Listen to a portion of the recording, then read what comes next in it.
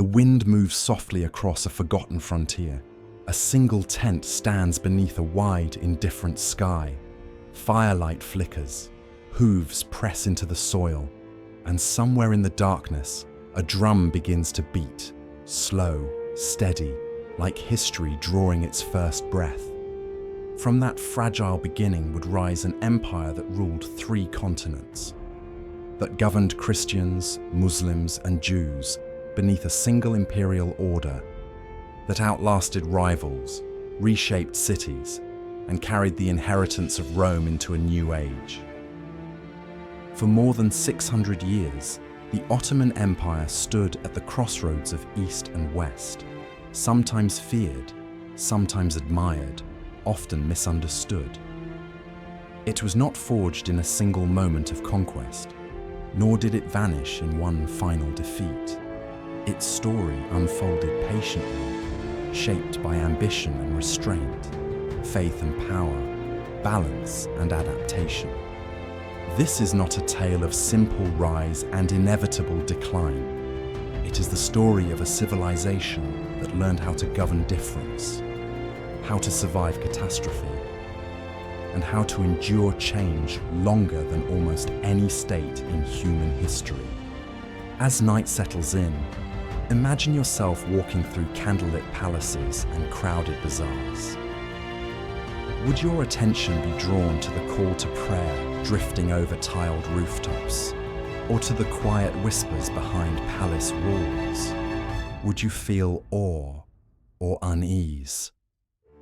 Tonight, we will walk from a frontier tent to the gates of Constantinople, from the height of imperial power to the quiet echoes it left behind. Now dim your screen, let the air grow still, and step with me through 6 centuries of power, faith, and transformation.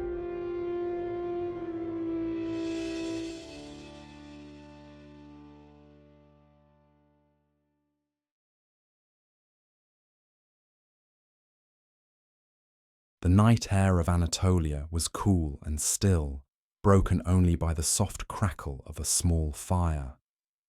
Beyond its glow stretched a vast frontier, rolling hills, dark forests, and distant mountains that had watched empires rise and fall long before this moment. Here, at the edge of worlds, a story was about to begin, not with thunder or conquest, but with patience, faith, and quiet ambition. At the centre of this beginning stood Osman I, a young leader of a modest Turkic tribe. His people were nomads and warriors, shepherds and horsemen, moving with the seasons and living close to the land. They camped near Suut, a small settlement that seemed insignificant to the great powers of the age.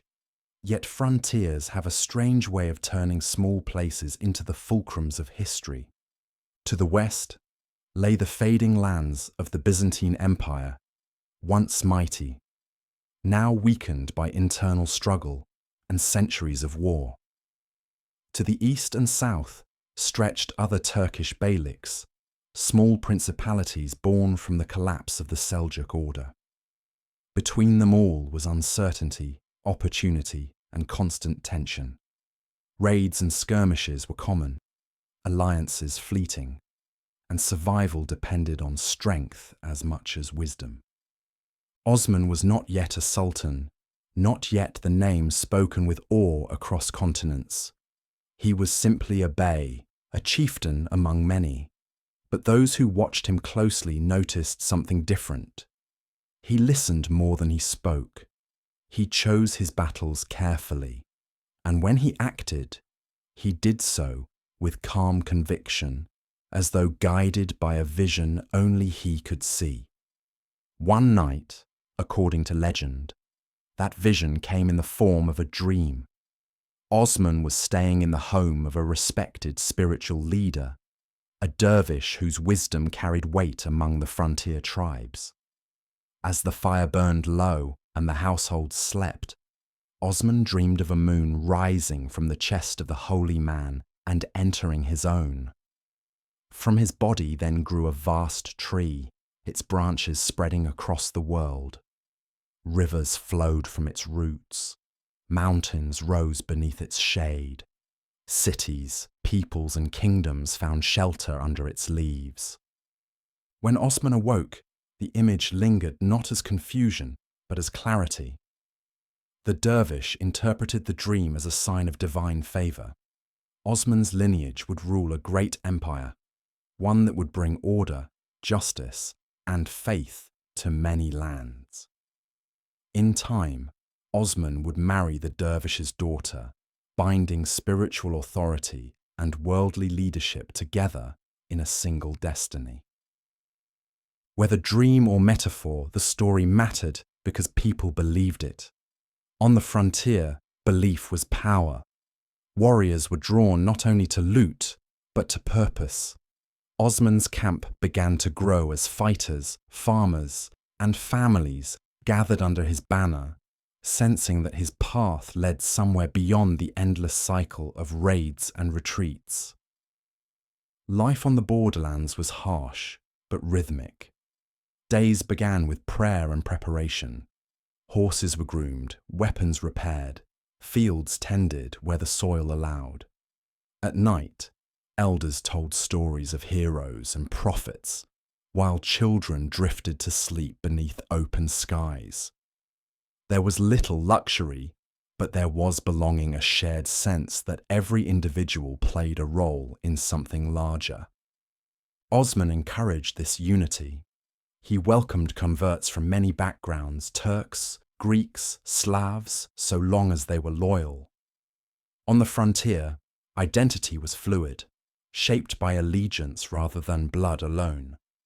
This openness would become one of the defining strengths of the emerging Ottoman way.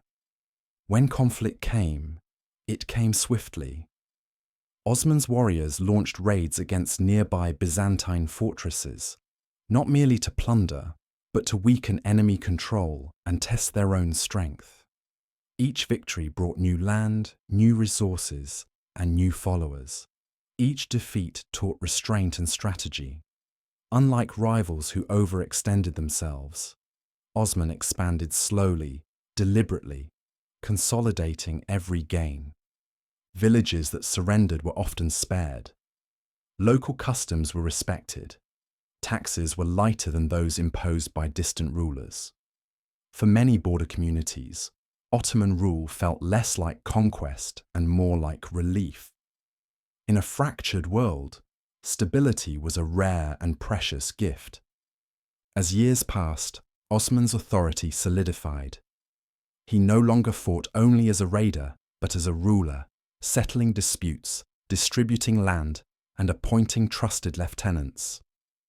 His sons grew into warriors and leaders in their own right, absorbing lessons not just of combat, but of governance. Yet for all these changes, life retained its quiet rhythms. Osman was said to walk among his people without ceremony, listening to grievances, sharing meals, praying alongside shepherds and soldiers alike. Power in his hands was not distant, it was present, visible, human. Toward the end of his life, Osman was old and ill. His body weakened even as his legacy strengthened. He could no longer ride at the head of his warriors, but news still reached him of victories won in his name. One by one, the Byzantine strongholds around Sout fell, and the horizon of Ottoman lands widened. When Osman finally died, he was buried simply, as befitted a man of the frontier. There were no marble mausoleums, no imperial ceremonies, only mourning warriors, quiet prayers, and the passing of a mantle. Leadership fell to his son, Orhan, who would take the foundations laid by his father and build upon them with stone, law, and vision. But on that first night after Osman's death, the world did not yet know what had begun. Empires rarely announce themselves. They emerge slowly, like dawn light spreading across hills, almost unnoticed until suddenly the landscape is transformed. As the fire in Osman's old camp died down and the stars turned overhead, the seed of an empire rested firmly in the soil of Anatolia. Its roots were faith, patience, and unity. Its future was still unwritten. And so, with the quiet passing of one frontier leader, the long story of the Ottomans truly began softly, steadily, and with a dream that would one day cast its shadow across centuries.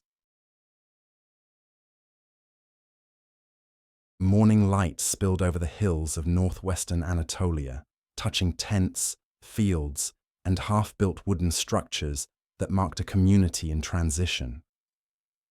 The age of Osman had ended, but his vision did not fade with him. Instead, it passed steady and unbroken into the hands of his son, Orhan I. Orhan inherited more than land.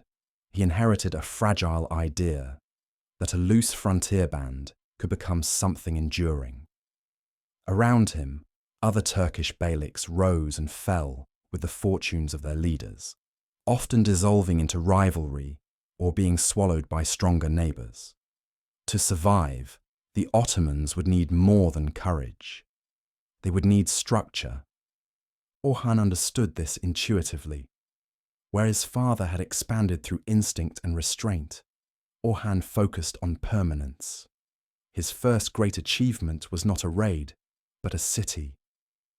After years of pressure, negotiation, and siege, the Ottomans captured Bursa, a thriving Byzantine town nestled beneath green mountains. It was a turning point that echoed quietly but decisively through history. Bursa became the first true Ottoman capital, not just a military prize, but a centre of administration, trade, and culture. Stone replaced wood, markets replaced camps, mosques rose where tents once stood.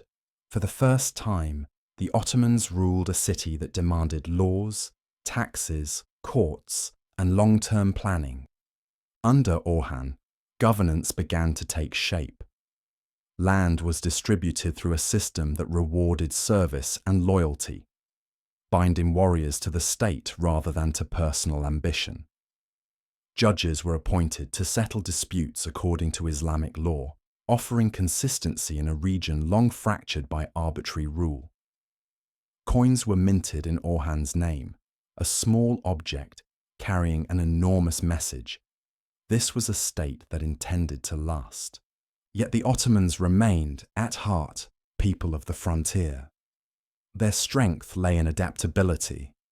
They absorbed customs from those they governed, allowing local Christians and converts alike to retain traditions as long as they paid taxes and kept the peace.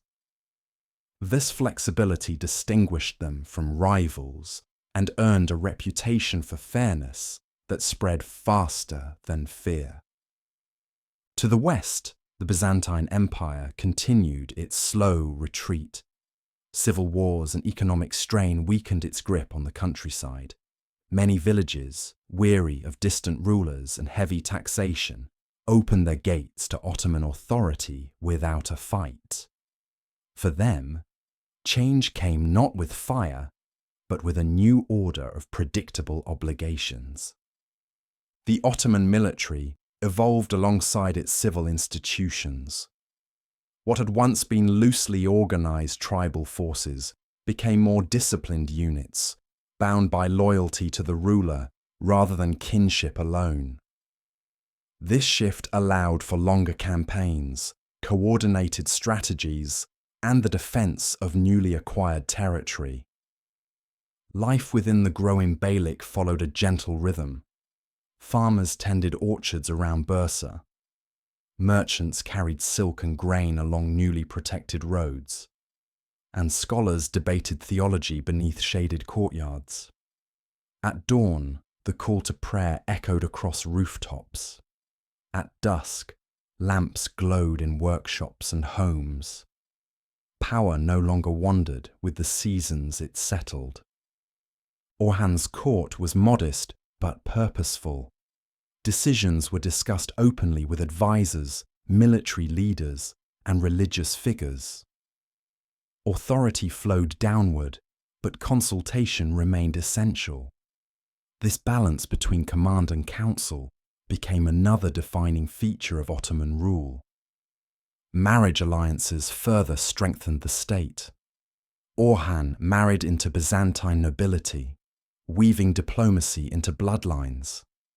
These unions softened borders, reduced conflict, and reinforced the Ottomans' image as rulers who sought stability over destruction.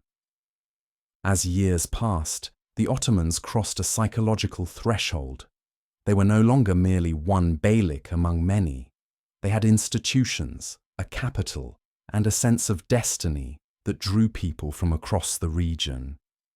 Converts joined not under compulsion, but opportunity drawn by advancement, protection, and belonging. Still, growth brought new challenges. Managing cities required literacy and expertise. Taxation demanded record-keeping. Justice required trained judges. In response, Orhan encouraged education, supporting scholars and administrators who could sustain the machinery of rule. The state learned to breathe on its own. Beyond Anatolia, rumours spread of a disciplined, tolerant power rising from the frontier. To some, it was a threat. To others, a refuge. And to the Ottomans themselves, it was proof that Osman's dream had not been a fleeting vision, but a roadmap. When Orhan aged, he did so with the quiet satisfaction of a builder watching walls hold firm. He had not conquered the world, but he had shaped the vessel that would one day carry such ambition. Upon his death, authority passed smoothly to his successors, a rarity in a time when succession often meant bloodshed. As night settled over Bursa, the lamps of the capital flickered like stars brought down to earth. The Ottomans had crossed from movement to meaning, from survival to statehood. The frontier still called, but now it was answered by an organized nation ready to step beyond its first horizons. The road westward was narrow and dusty, winding through hills where forests thinned and the land sloped gently toward distant seas. Along this road moved Ottoman riders, quiet, disciplined, purposeful. They were no longer wandering warriors in search of fortune. They were soldiers of a growing state, carrying with them an idea that had taken root on the frontier and was now pushing outward. At their head stood Murad I, a ruler shaped by both the roughness of the borderlands and the responsibilities of inheritance. Under his leadership, the Ottomans would step beyond Anatolia in a way that could not be undone. What had once been a regional power was about to become a continental one. The crossing into Europe began almost quietly. The Ottomans did not arrive with grand declarations or sudden devastation. They entered the Balkans through weakened borderlands, fractured by internal rivalries and exhausted by centuries of shifting rule. Local lords quarrelled, empires hesitated. Into this uncertainty stepped a force that offered order, protection, and predictable rule. The capture of Gallipoli marked a decisive moment. An earthquake had damaged its fortifications, and the Ottomans moved swiftly to occupy the strategic stronghold. For the first time, they held a permanent foothold in Europe. The sea no longer divided continents, it connected them. With Gallipoli secured, Ottoman armies flowed into Thrace. Villages fell, some by force, many by surrender. The pattern repeated itself. Resistance brought battle. Submission brought continuity of daily life. Fields were tilled, churches stood, and local leaders were often retained. Rule changed, but the rhythms of life endured. Murad understood that conquest without control was meaningless. To hold European lands The Ottomans needed something new, a standing army loyal not to tribe or family, but to the state itself.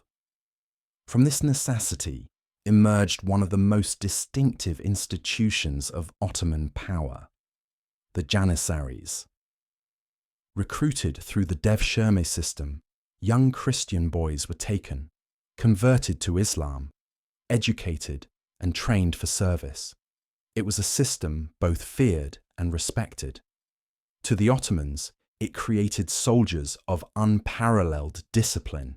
To families, it was a wrenching sacrifice that sometimes became a path to influence and prestige. Over time, these soldiers would form the backbone of Ottoman military might. As the army transformed, so did the idea of warfare. Battles were no longer spontaneous clashes, but carefully planned campaigns. Supply lines were organized, garrisons were established, roads were secured. War became a tool of statecraft rather than survival. The Ottoman banner advanced deeper into the Balkans, confronting Serbian, Bulgarian, and other regional forces. Each victory expanded not just territory, but confidence. The Ottomans began to see themselves as Ghazi's warriors of faith, charged with expanding the realm of Islam. This belief infused their campaigns with spiritual meaning, drawing volunteers and reinforcing unity. Yet the Ottomans were not driven by faith alone. Pragmatism guided their rule. Christian subjects were organized into communities, allowed to govern their internal affairs so long as taxes were paid and loyalty maintained. This system reduced rebellion and allowed the Ottomans to rule diverse populations without erasing local identities. In Edirne, formerly Adrianople, Murad established a new capital closer to the European front. The city buzzed with activity, administrators drafting orders, craftsmen shaping stone and metal, messengers riding in and out with news from distant fronts. Edirne symbolized a shift in gravity. The empire now leaned toward Europe. Life under Ottoman rule took on a steady cadence. Markets filled with traders speaking many languages. Mosques and churches stood within walking distance of one another. The call to prayer mingled with the sounds of church bells and daily commerce. For many, the empire felt less like an occupying force and more like a framework within which life could continue. The most defining trial of Murad's reign came on the wide plains of Kosovo Field. There, Ottoman forces met a coalition of Balkan armies in a confrontation that would echo through legend. The battle was fierce and costly. When it ended, Murad himself lay dead, struck down in the aftermath of victory. His death did not unravel the empire. Instead, it revealed how far the Ottomans had come. Succession passed swiftly to his son, Bayezid I, ensuring continuity at a moment when uncertainty could have been fatal. The state endured because it had become larger than any single ruler. Bayezid moved with a speed that earned him the name, the Thunderbolt. He pressed the advantage in the Balkans, tightening Ottoman control and pushing borders outward. Fortresses fell, tributary states bent. The empire's presence became inescapable. Yet even as armies marched, ordinary life went on. Farmers harvested grain under new banners. Children learned prayers in different tongues. Craftsmen adapted styles, blending Byzantine, Balkan, and Islamic influences into something distinctly Ottoman. An empire was being built not only through war, but through daily continuity. By the close of the 14th century, the Ottomans stood astride two continents. What had begun as a frontier beylik was now a formidable power, shaping the fate of Europe and Anatolia alike. Their rise seemed unstoppable, their confidence unshaken. But history is never a straight path. Even as the Ottomans reached outward with unprecedented force, shadows gathered beyond the horizon, threats that would test the strength of this expanding state and reveal its deepest vulnerabilities. The empire Bayezid inherited was powerful, confident, and still expanding. From the plains of the Balkans to the hills of Anatolia, the Ottoman banner flew over cities, fortresses, and trade routes that now pulsed with movement and life. Yet beneath this momentum lay a dangerous truth. Rapid growth demands balance, and ambition, when unchecked, can invite catastrophe. Bayezid I ruled with astonishing speed. He did not linger where his father had consolidated. Instead, he struck quickly, decisively, earning the name Yildirim, the Thunderbolt.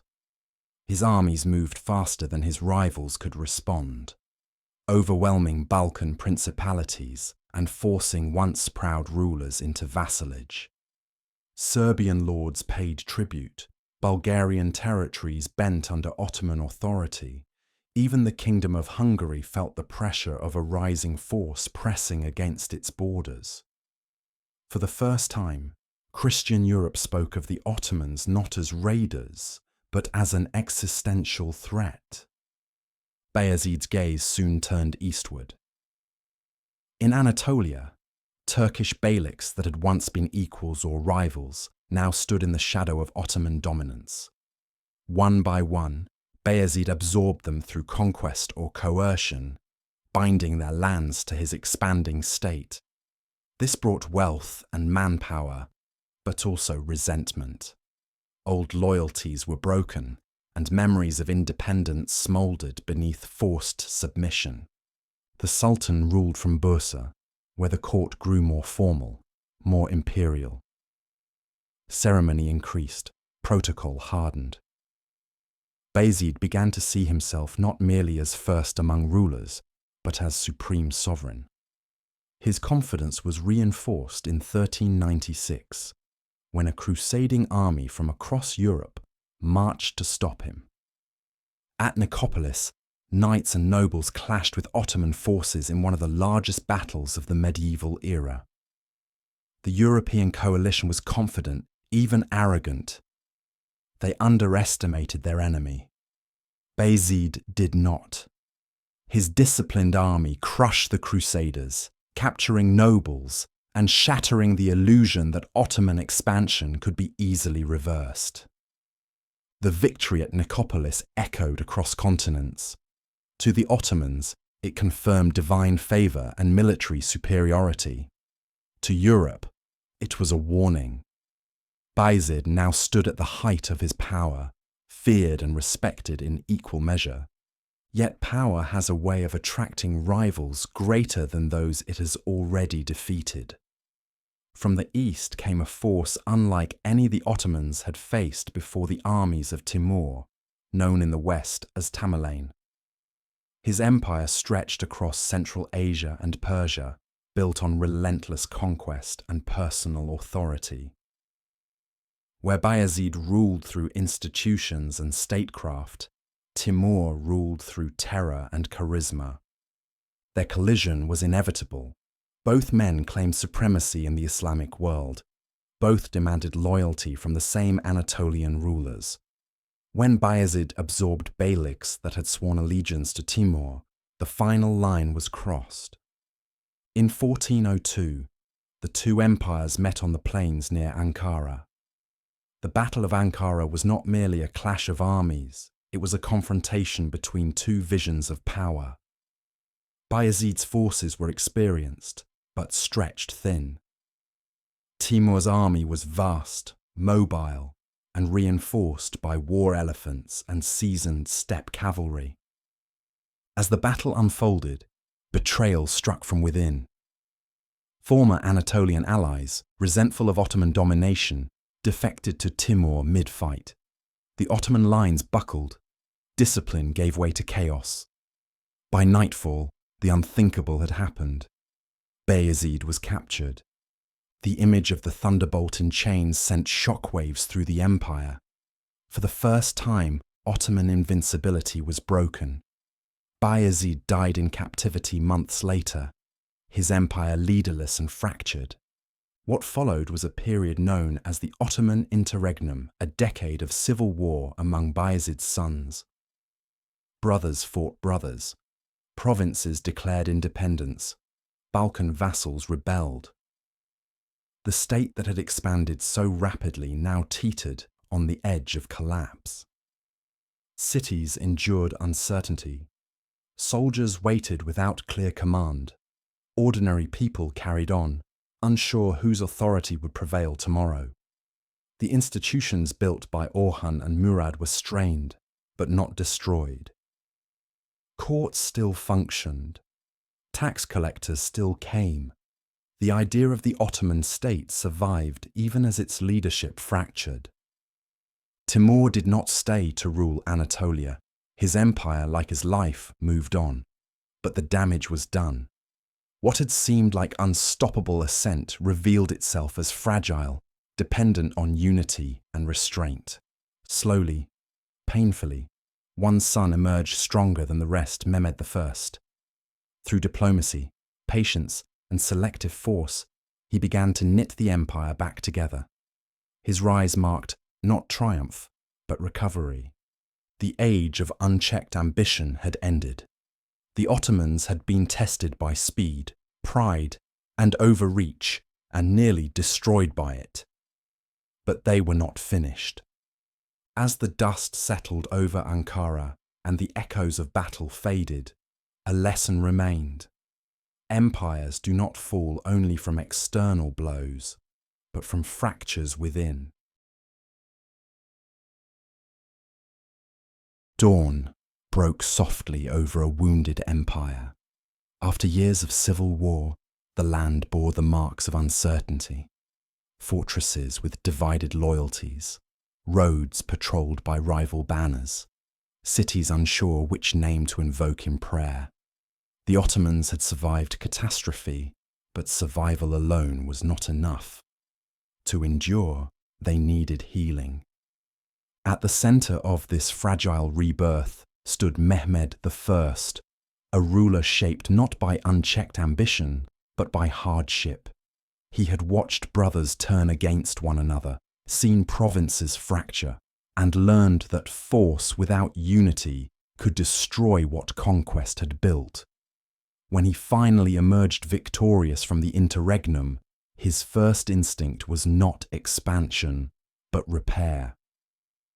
Mehmed ruled from Edirne, a capital that had weathered shifting allegiances, yet remained a symbol of Ottoman continuity.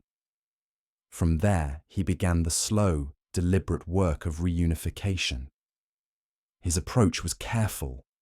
Where possible, he chose reconciliation over punishment, stability over spectacle. Former rivals were brought back into the fold through negotiated settlements. Local leaders were confirmed in their positions if they pledged loyalty. Taxes were regularized. Courts were re-established. The machinery of state, strained but intact, was set back into motion. One of Mehmed's greatest strengths was patience. He understood that legitimacy could not be demanded, it had to be earned. Public ceremonies emphasized continuity with past sultans, reminding subjects that the Ottoman state had not vanished during the chaos. It had endured. The army, fractured by years of internal conflict, required particular attention. Mehmed restored discipline, reasserted central command, and reaffirmed loyalty to the Sultan rather than to individual princes. The Janissaries once again became a stabilizing force, their order and routine bringing predictability back to military life. Beyond the barracks, everyday existence resumed its familiar rhythm. Farmers returned to their fields. Merchants reopened shops. Caravans once more moved along guarded roads. Life did not suddenly improve, but it steadied, and in that steadiness lay hope. Mehmed also recognized the importance of faith as a unifying thread. He supported religious institutions, patronized scholars, and emphasized justice as a divine responsibility of rulers. Friday sermons spoke of unity, patience, and endurance, weaving spiritual meaning into political recovery. Externally, Mehmed chose caution. He avoided grand campaigns, understanding that the empire needed time to breathe. Balkan vassals were managed through diplomacy rather than force. Anatolian rivals were contained, not provoked. The scars left by Timur's invasion had taught the Ottomans the cost of overextension. Still, challenges persisted. Pretenders rose. Old loyalties resurfaced. Each threat was met not with haste, but with calculation. Mehmed moved only when success was certain, reinforcing the idea that the Sultan was a guardian of order, not a gambler of fate. Within the court, a quieter transformation unfolded. Administration became more refined, record-keeping improved. Officials were chosen for competence as much as lineage. These changes were subtle, but profound. The state learned to protect itself from the chaos that had nearly undone it. Mehmed's reign was not long, but it was essential. He did not add vast territories to the empire. Instead, he ensured that what remained would not fracture again so easily. He left behind something more valuable than conquest: resilience. When Mehmed died in 1421, the transition of power was smooth an achievement that would have seemed impossible only a decade earlier. His son, Murad II, inherited a realm no longer in pieces, but poised. Murad II would test the strength of his father's work almost immediately. Rebellions flared. External enemies sensed opportunity. Yet the state held. Institutions functioned. Armies mobilized with discipline. The Ottomans had learned how to fall and how to rise. Across the empire, people sensed the change. Confidence returned quietly, like warmth after a long winter. The Ottomans were no longer merely recovering. They were preparing. In Edirne, new mosques and public works rose. In the countryside, villages expanded. Children grew up knowing only one ruler, one authority, one sense of order. A generation shaped by stability began to replace one scarred by civil war. Unspoken, but ever-present, was a shared understanding. The empire's greatest triumph still lay ahead. Beyond the horizon stood a city whose walls had resisted every conqueror for 1,000 years. Its silhouette haunted the imagination of sultans and soldiers alike. Mehmed I did not live to see that city fall, but without his steady hand, it never would have. As night settled over Edirne, lamps glowing in courtyards and streets, the Ottoman realm rested rebuilt, rebalanced, and ready. The ashes of defeat had given rise to something stronger, wiser, and far more dangerous to its enemies. Before dawn, the city lay hushed beneath a pale sky.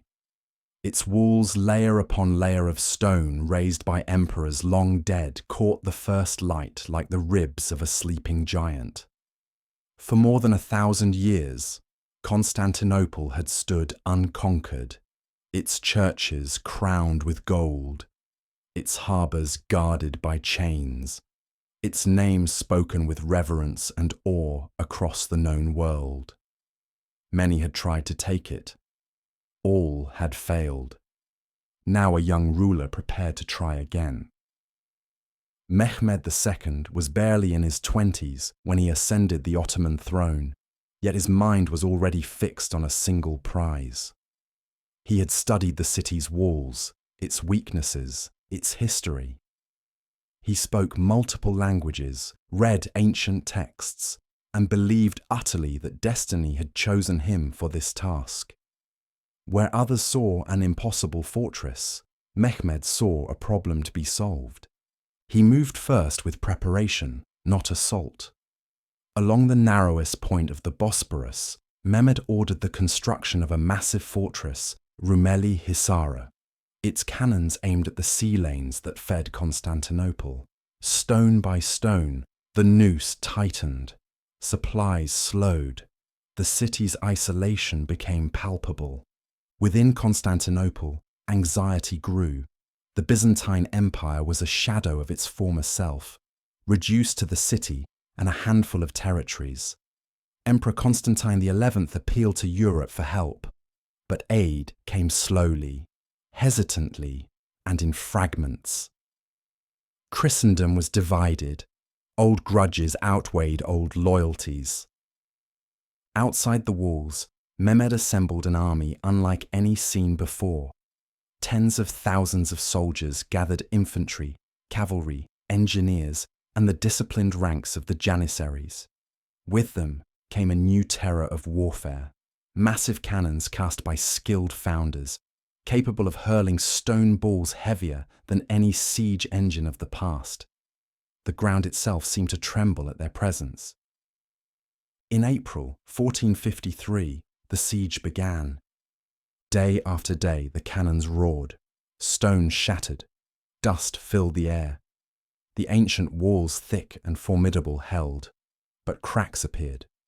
Each night, defenders rushed to repair damage with rubble and timber. Each morning, the bombardment resumed. The rhythm of destruction became relentless, wearing down bodies and spirits alike. Mehmed adapted constantly. When the Byzantines blocked the Golden Horn with a massive chain, he ordered ships hauled overland on greased logs, launching them into the harbour behind the defences. The sight broke morale inside the city. Now the sea offered no refuge. Life during the siege was a study in endurance. Ottoman soldiers prayed, drilled, and waited, their camps alive with movement and purpose. Inside the city, civilians crowded churches, whispering prayers beneath fading mosaics. Bells rang, candles burned. Faith became the last line of defense. Mehmed himself rode the lines, watching, listening, learning. He punished failure and rewarded ingenuity. To him, the siege was not a test of brute force, but of will and intellect. Each setback sharpened his resolve. On the night of May 28th, a strange calm settled over both camps. Inside Constantinople, a final procession wound through the streets. Emperor Constantine XI took communion and prepared to die as his ancestors had ruled, defending the city. Outside the walls, Mehmed ordered prayers recited across the camp, the air filled with murmured devotion and quiet anticipation. Before dawn on May 29th, the final assault began. Waves of Ottoman troops surged forward under a storm of arrows and cannon fire. The fighting was brutal, chaotic, intimate. Ladders splintered, men fell, the walls shook. Then, at a weakened section near the gate of St. Romanus, the Janissaries broke through. By morning, the city was lost. Emperor Constantine XI vanished into the melee, dying with sword in hand. The banner of the Ottomans rose above the walls that had defied the world for centuries. Constantinople, queen of cities, had fallen. For 3 days, the city endured the chaos of conquest. Then Mehmed entered, not as a destroyer, but as a ruler. He rode through the gates and dismounted before Hagia Sophia, once the heart of Byzantine faith. Stepping inside, he ordered it preserved and converted into a mosque, signalling continuity rather than annihilation. Mehmed declared the city his new capital. Constantinople became Istanbul, an imperial centre reborn. He invited former inhabitants to return, resettled artisans and merchants from across the empire, and restored trade and administration. Churches, synagogues, and mosques stood within the same city, woven into a new imperial fabric. The world reacted with shock. In Europe, bells tolled in mourning. Scholars fled westward, carrying ancient texts that would help ignite the Renaissance. In the Islamic world, Mehmed was hailed as Fatih the Conqueror, a ruler who had fulfilled prophecy and reshaped history. Yet the conquest was not an ending, it was a beginning. With Constantinople secured, the Ottomans now commanded the crossroads of continents, trade routes, and cultures. The empire's identity transformed from frontier state to universal power. Architecture flourished, law expanded, administration grew more complex. The Sultan was no longer merely a warrior king, he was an emperor. At night, lamps glowed along the Bosporus. Ships moved silently through waters once barred. The city breathed again, altered but alive.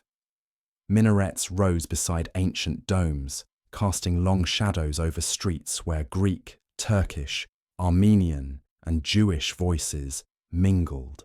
Mehmed II stood at the center of this world, young, ambitious, and unafraid of the scale of his own success. He had taken the greatest city of the medieval age. Now he would spend the rest of his life proving he deserved it.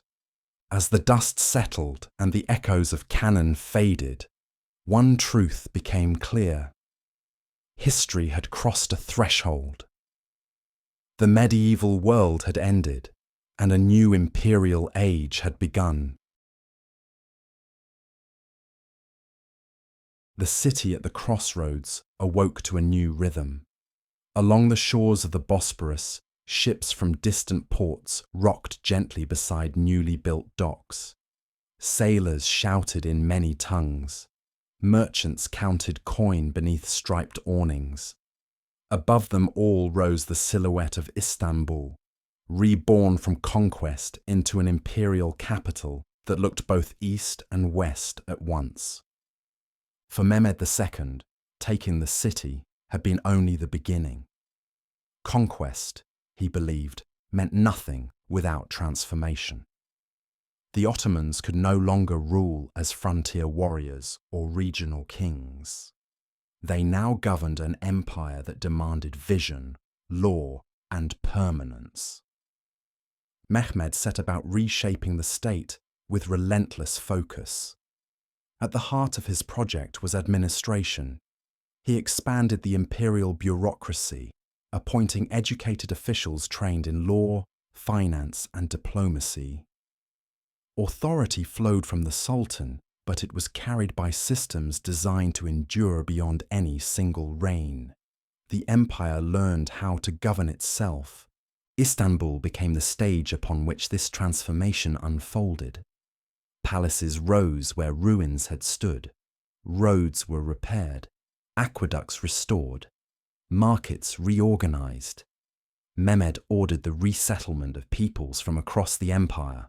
Greeks, Armenians, Jews, Turks, Slavs, understanding that a thriving capital required diversity as much as power. The city filled with life, its streets humming with commerce and culture. Religion, too, was woven carefully into imperial rule. Islam stood at the center of authority, but Mehmed protected Christian and Jewish communities, granting them autonomy under their own leaders. This system allowed faiths to coexist within a single political framework, reducing unrest and encouraging loyalty. For many subjects, Ottoman rule felt firm yet predictable, a balance rare in an age of upheaval. Beyond the capital, expansion continued with new purpose. Mehmed pushed into the Balkans, securing fortresses and eliminating rival powers that threatened stability. To the east, he asserted dominance over Anatolia, ensuring that no rival Turkish state could challenge Ottoman supremacy. Each campaign was calculated, reinforcing borders rather than stretching them recklessly. Control of the seas became equally vital. The Ottomans invested heavily in their navy, transforming it from a coastal defense force into an instrument of imperial reach. Shipyards expanded, sailors trained, admirals rose in prominence. The empire's influence spread across the Aegean Sea and into the Black Sea, turning waterways into arteries of power. With Constantinople in their hands, the Ottomans controlled key trade routes linking Asia and Europe. Silk, spices, grain, and precious metals flowed through their territory. Taxes enriched the treasury. Wealth funded architecture, scholarship, and military innovation. The empire was no longer merely conquering, it was prospering. Mehmed's court reflected this new confidence. Scholars debated philosophy and theology. Artists blended Byzantine, Persian, and Islamic styles into something distinctively Ottoman. Law codes were refined, balancing tradition with imperial necessity. The Sultan himself was a patron of learning, collecting books and engaging with intellectuals from across the known world. Yet Mehmed ruled with iron beneath the silk. He tolerated no challenge to central authority. Rebellions were crushed swiftly, governors were watched closely. Loyalty was rewarded, defiance ended careers or lives. Order in Mehmed's vision was non-negotiable. As the empire stabilized, a new identity took shape. The Ottomans no longer defined themselves solely as warriors of the frontier or champions of conquest. They became heirs to Rome, Byzantium, and the Islamic caliphates, a universal empire tasked with maintaining balance between continents and cultures. The Sultan styled himself not just ruler of lands, but protector of order. When Mehmed died in 1481, he left behind an empire transformed. Its capital was secure, its borders were formidable, its institutions were robust. Succession passed to his son, Bayezid II, whose temperament contrasted sharply with his father's intensity. Bayezid favoured consolidation over conquest. He focused on internal harmony, easing tensions within the empire and strengthening administration. Under his rule, Istanbul continued to grow as a centre of trade and learning. Refugees, particularly Jews fleeing persecution in Spain, were welcomed, bringing skills, networks, and new vitality to Ottoman cities. While Bayezid's reign lacked the dramatic conquests of Mehmed's era, it deepened the empire's foundations. Laws were enforced more evenly. Finances stabilized. The state matured, learning to govern peace as effectively as war. Still, forces were gathering beyond the horizon. In the east, a new power rose, challenging Ottoman authority and religious legitimacy. In the west, European states adapted to Ottoman strength, preparing their own responses. The empire stood confident, but not unchallenged. By the early 16th century, the Ottomans had achieved something extraordinary. They had mastered two worlds, Europe and Asia, without losing their identity to either. Their cities thrived. Their armies stood ready. Their sultans ruled with an authority that echoed across continents. At night, lanterns reflected on the waters of the Bosporus as ships passed silently between seas. Above them, minarets and domes traced the skyline, symbols of a civilization that had learned not only how to conquer, but how to endure. The empire was no longer rising, it had arrived. The empire reached its height not in a sudden blaze of conquest, but in a long, luminous afternoon, an era when power felt effortless, borders seemed secure, and the world appeared ordered beneath a single will. This was the age of Suleiman the Magnificent, the ruler remembered in Europe for his splendor and feared for his armies, and known within his own empire as Kanuni, the lawgiver. When Suleiman ascended the throne, the Ottoman state was already vast, disciplined, and wealthy. But it was Suleiman who refined it into a model of imperial perfection. Tall, deliberate, and intensely educated, he believed that conquest without justice was hollow, and that law was the true foundation of power. Under his reign, the empire did not merely expand, it harmonized. From the palaces of Istanbul, Suleiman ruled lands stretching from Hungary to Arabia, from North Africa to the Persian frontier. Messages took weeks to travel from one end of the empire to the other, yet authority remained remarkably cohesive. Orders were written with precision, sealed, dispatched, and obeyed. Suleiman's first years were marked by decisive action.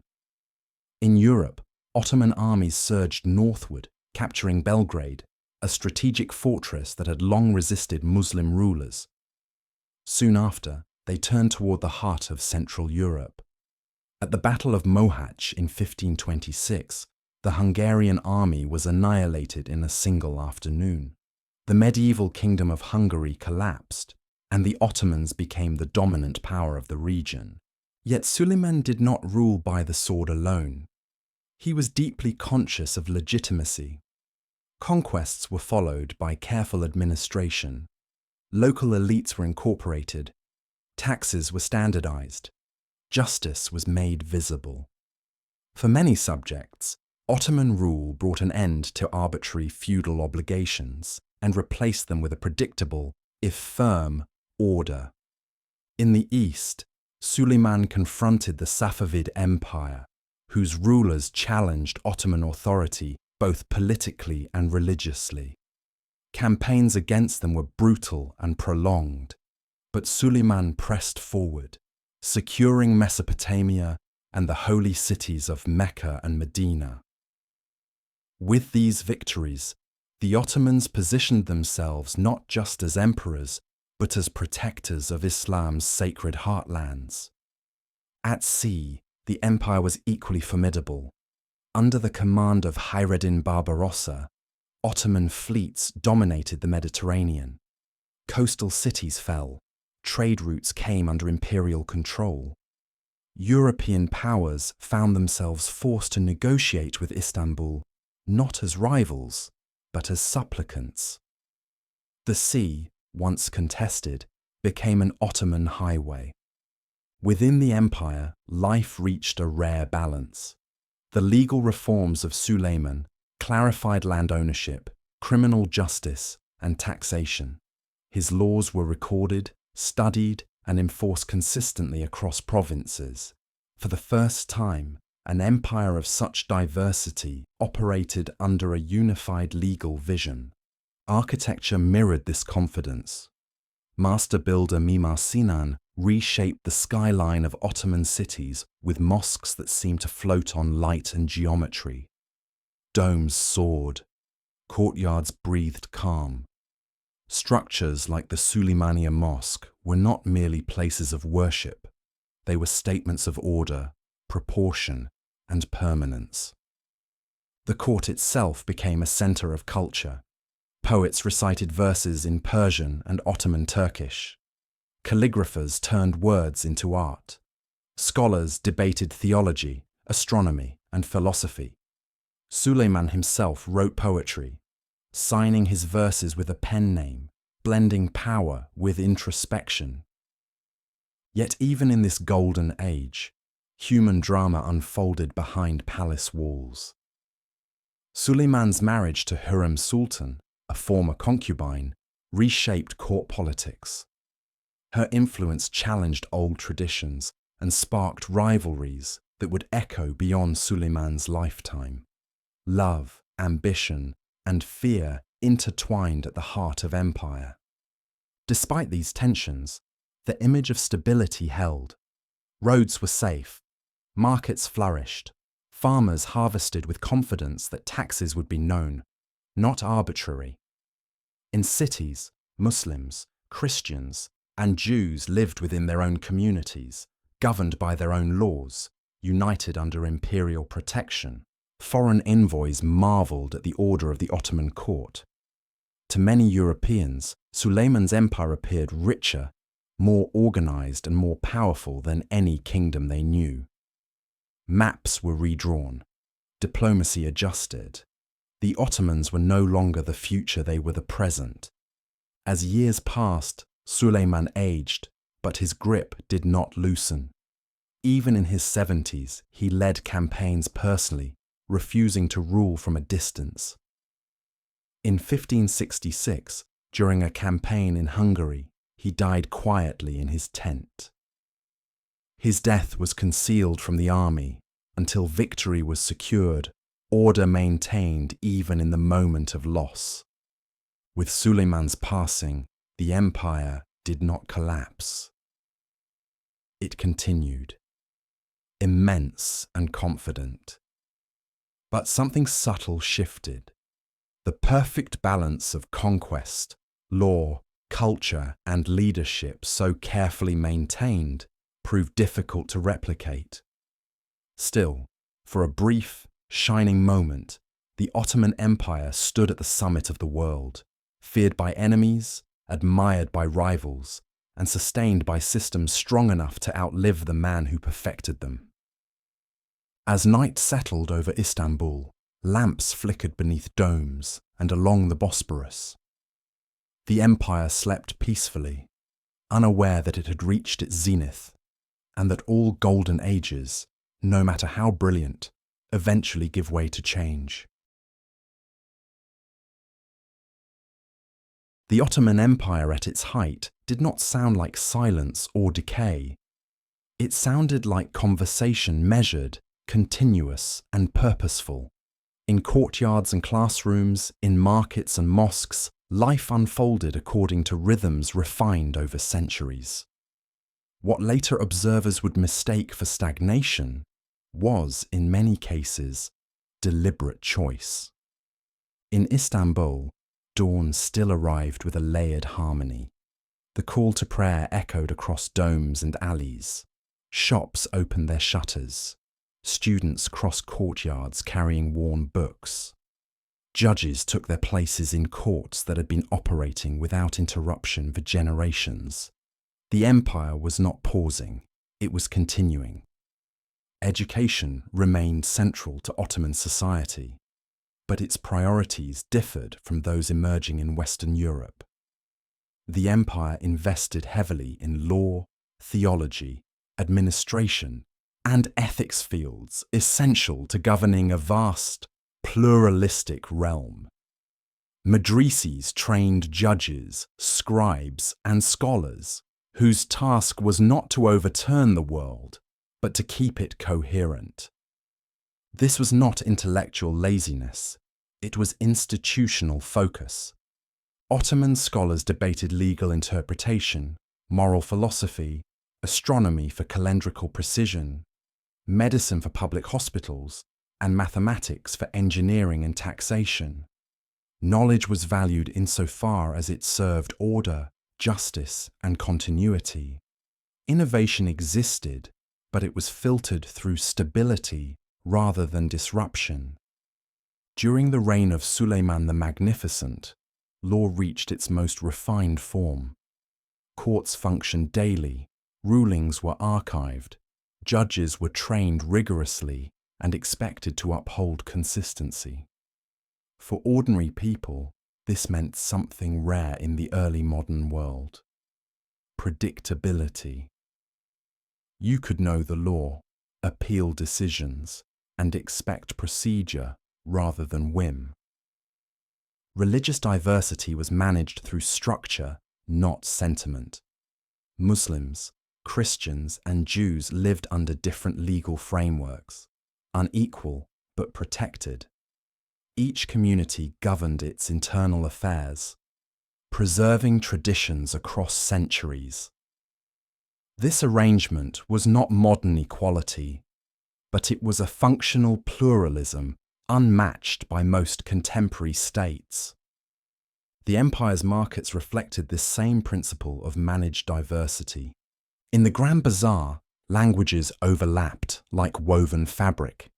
Persian silk, Balkan wool, Arabian coffee, Indian spices, and African gold passed through Ottoman hands.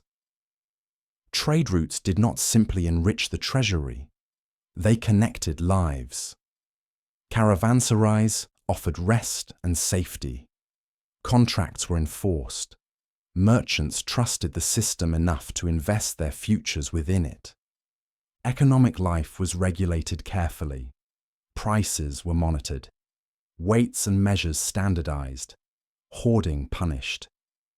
The goal was not maximum profit, but social balance, ensuring that cities remained livable and unrest rare. To modern eyes, this restraint can look conservative. To contemporaries, it was responsible governance. Art flourished within these boundaries. Calligraphy remained the most revered visual form, transforming sacred words into disciplined beauty. Tilework covered mosques and schools with patterns designed to suggest infinity without chaos. Poetry explored love, faith, loss, and impermanence, often with quiet melancholy rather than triumph. This was an art of reflection, not rebellion. Architecture embodied the empire's values most clearly. Under Mimar Sinan, buildings were engineered to calm rather than overwhelm. Domes balanced weight and light. Courtyards encouraged gathering.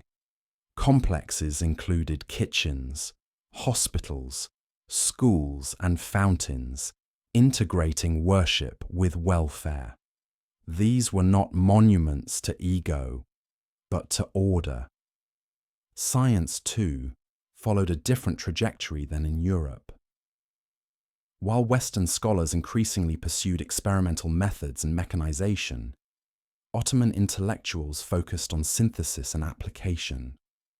They preserved, refined, and taught bodies of knowledge inherited from Greek, Persian, and earlier Islamic traditions.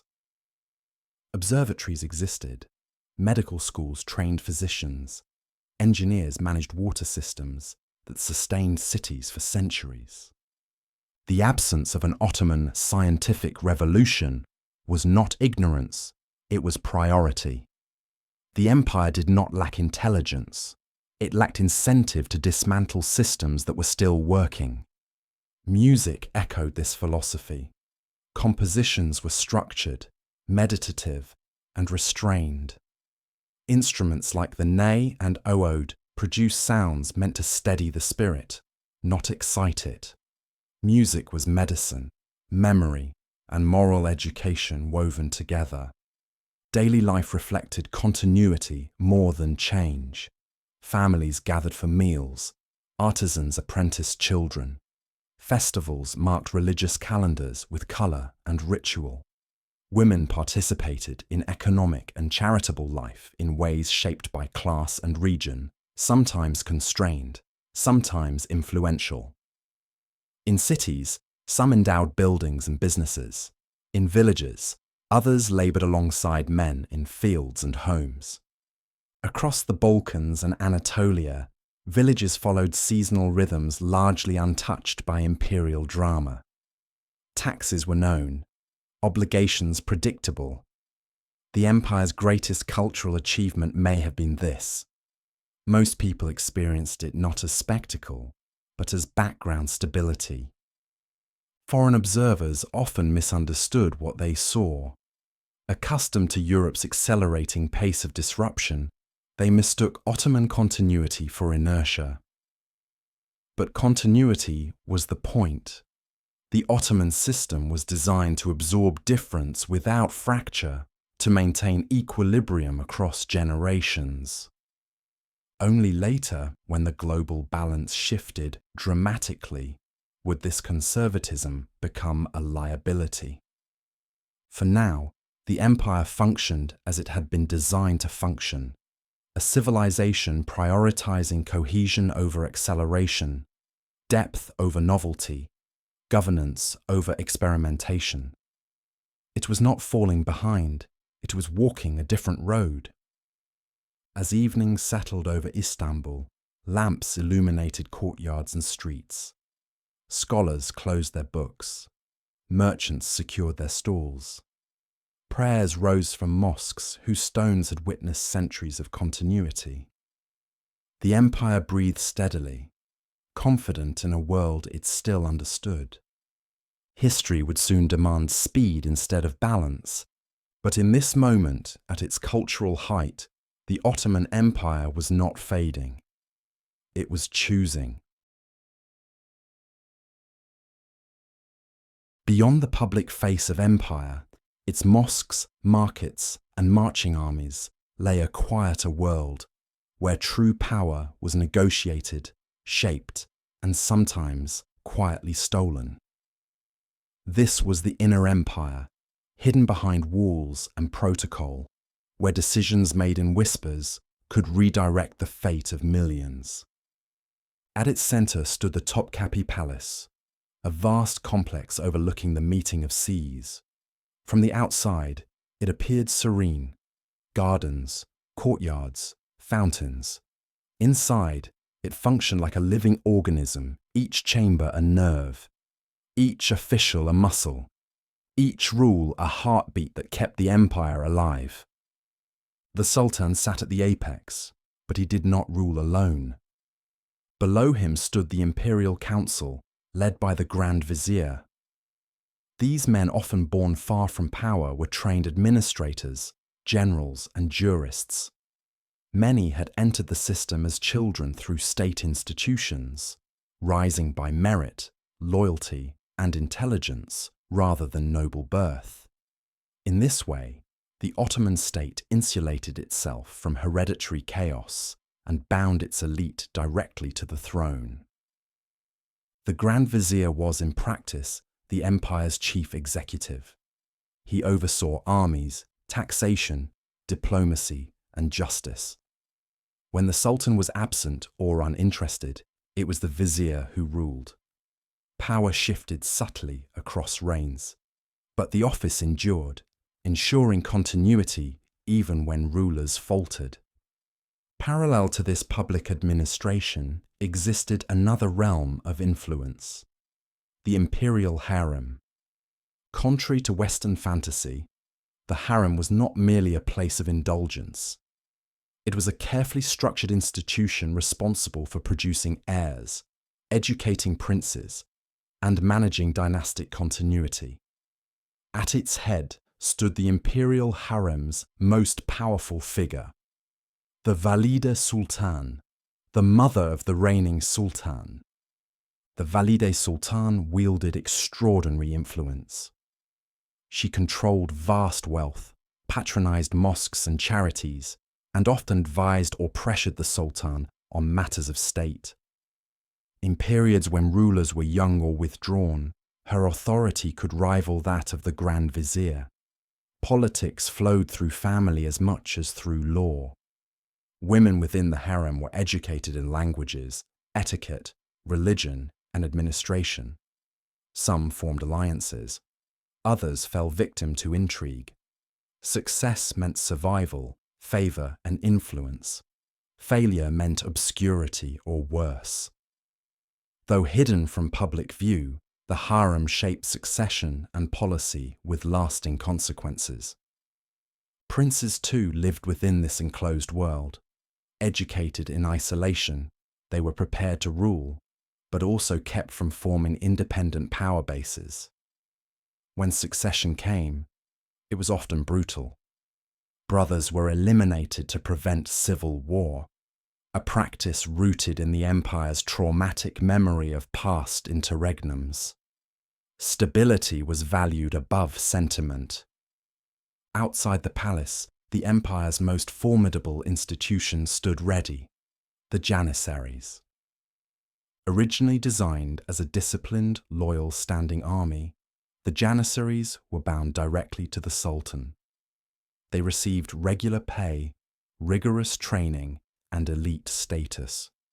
For centuries, they were the cutting edge of Ottoman military dominance. But power, once accumulated, rarely remains passive. Over time, the Janissaries became a political force.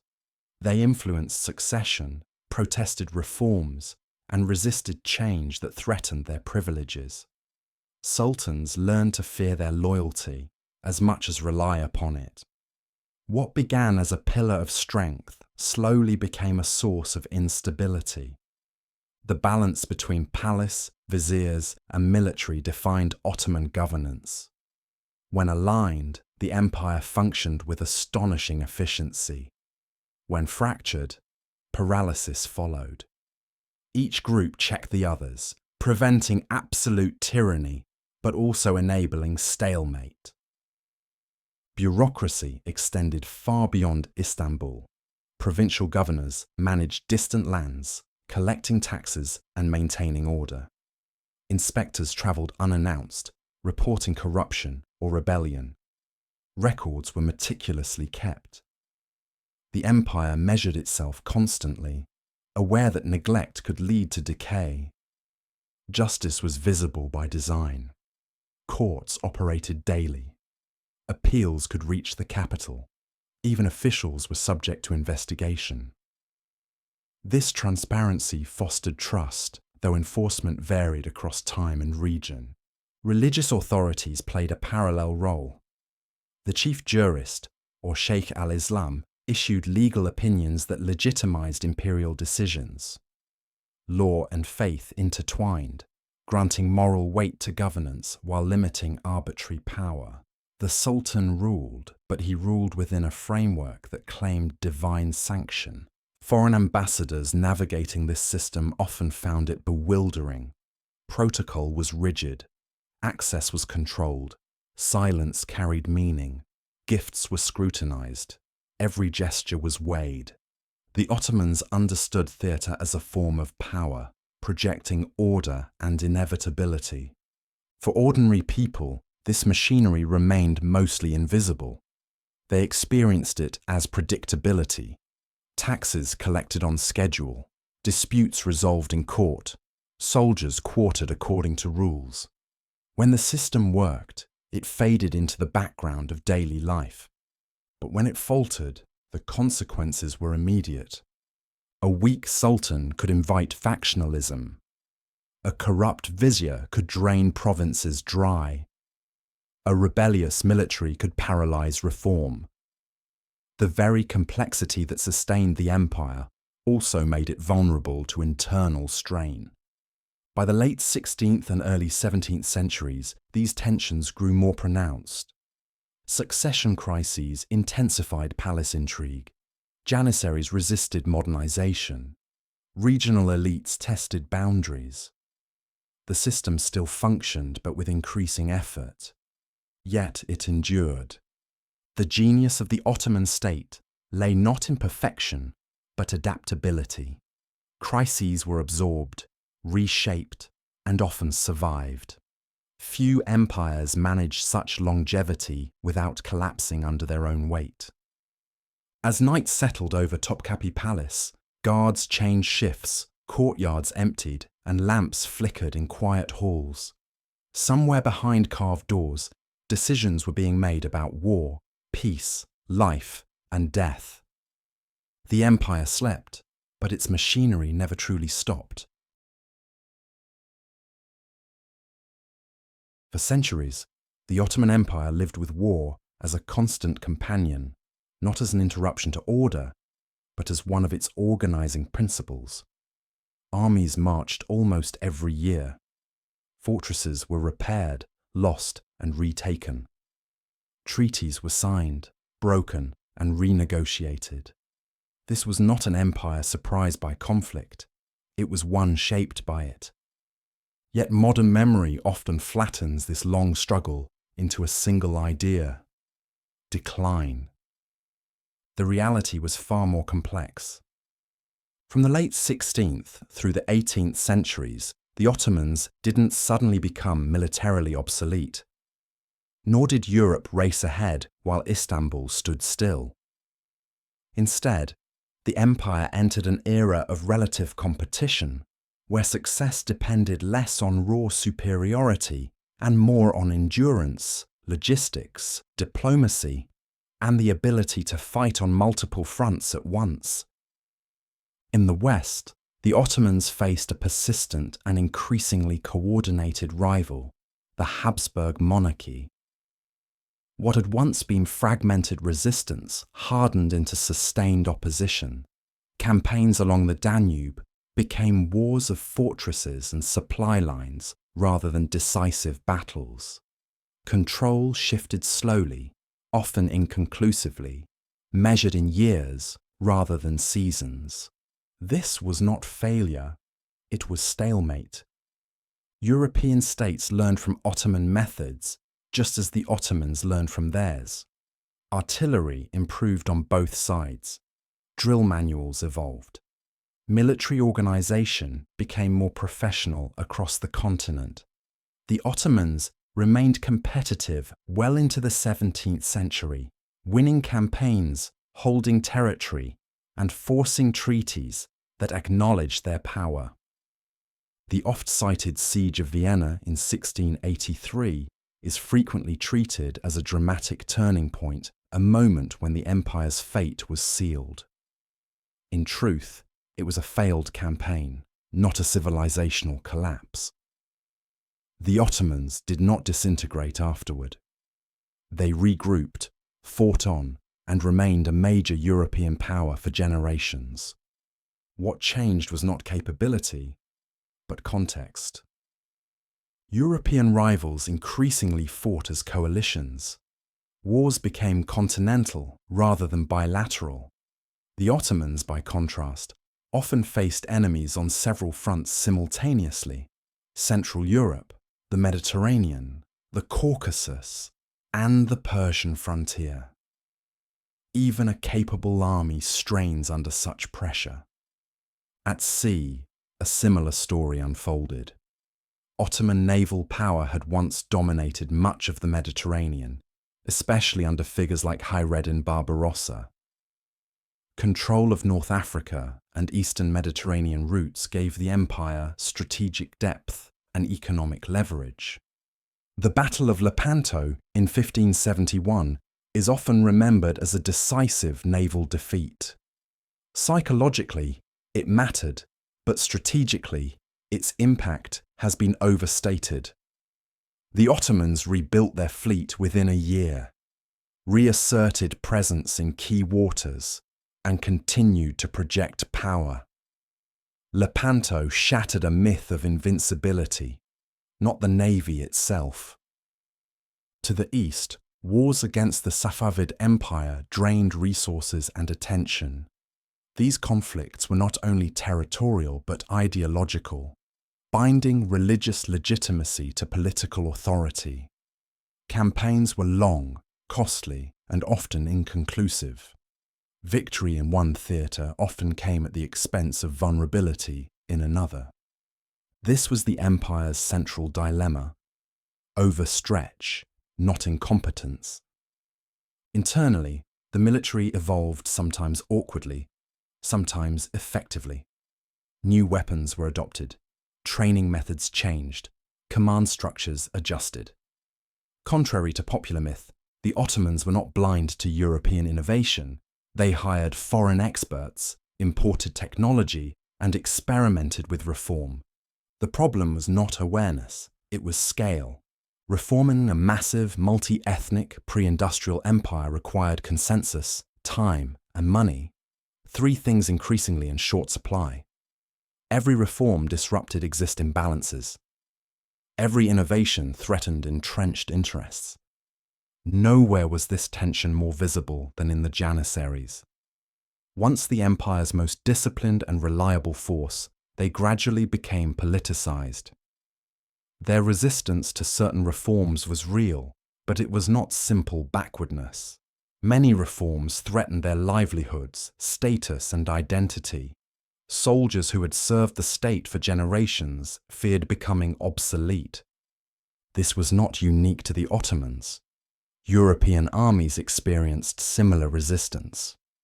The difference was that European states were smaller, more centralized, and better positioned to absorb disruption.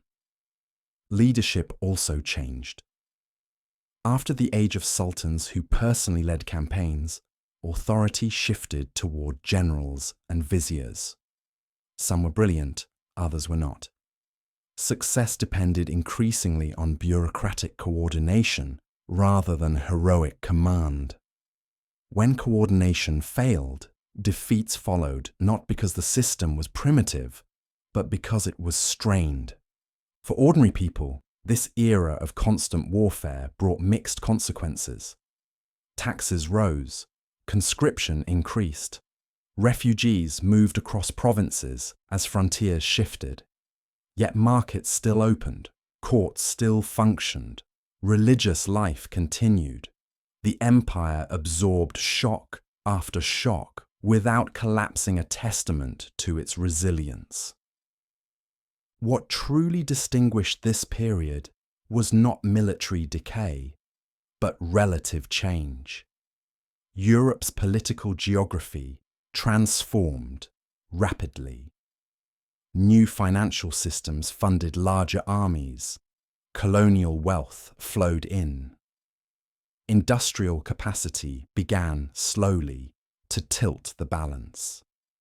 The Ottomans did not suddenly become weak. Their rivals became stronger, faster. By the late 18th century, the empire faced a world operating at a different tempo. Wars were no longer seasonal. Diplomacy was global. Economics and warfare intertwined more tightly than ever before. The Ottoman system, designed for balance and continuity, struggled to match acceleration without breaking itself. And yet it did not fall. The empire survived defeats that would have destroyed lesser states.